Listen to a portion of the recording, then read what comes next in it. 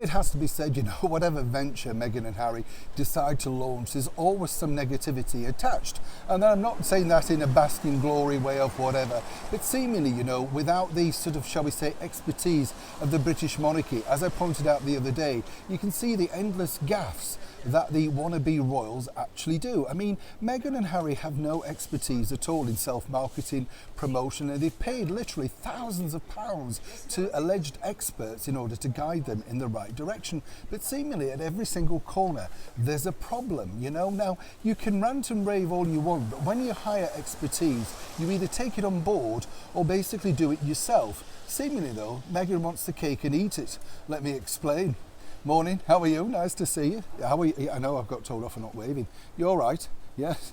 I love it when you tell me off. Neil, what are you doing? By the way, can I just point out, we keep getting a lot of questions about the sound volume. Now we check it on all devices, mobiles, iPads, land computer, and when I'm recording this, it's clear and clarity. I don't understand. So perhaps, can I just say, some of you maybe check your own volume settings and stuff like that. It does vary from setting to setting. And yes, at points, obviously, because we're filming outside, the variance, as they call it, does pick up certain things, like a motorbike just passing and stuff like that. There's certain things that I can't stop because we're out live on location across London. So I appreciate it, and thank you so much. We've tried various microphones, and we seemingly keep getting this problem. Stick with it. I'm sure we'll get it there together in the end. You know what we're like. None of us are technical, are we? I know. I'm frightened to turn things on and off. Are you? Yes. Back to your royal story of the day. Now, this, you see, is the relaunch of Meghan Markle. Yes, 2024, the new Meghan rebranded again. And of course, we're still waiting for the announcement of those several projects that are on the slate that she can't wait to share.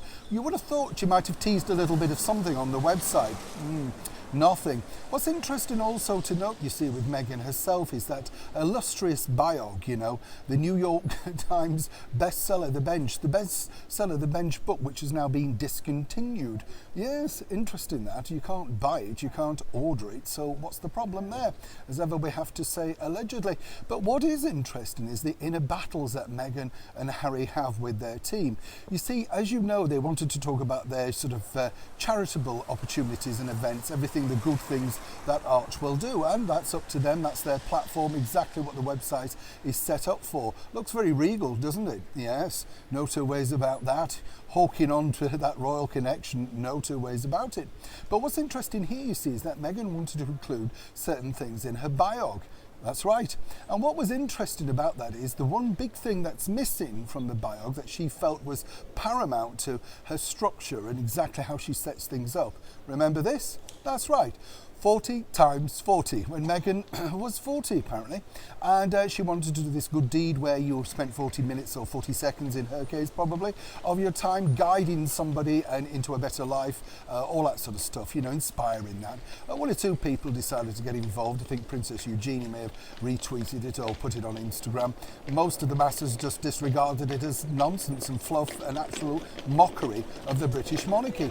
Not so Meghan Markle, you see. Felt that this was an incredible thing that she put together, and as I say, that's her prerogative if she wants to plug it, but the people behind the website didn't feel it was that much of a success.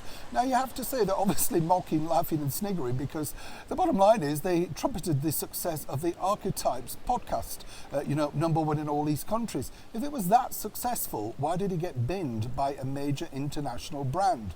So you can see the conflicting problems that they have. Meghan, though, is pushing hard and fast and wants now to re-include 40 times 40. You really couldn't advise people like this, could you? When you think about it, it's incredible. Good luck with that, Meghan, and you're reminding everybody about another spectacular success. Neil Shawn in the very heart of London.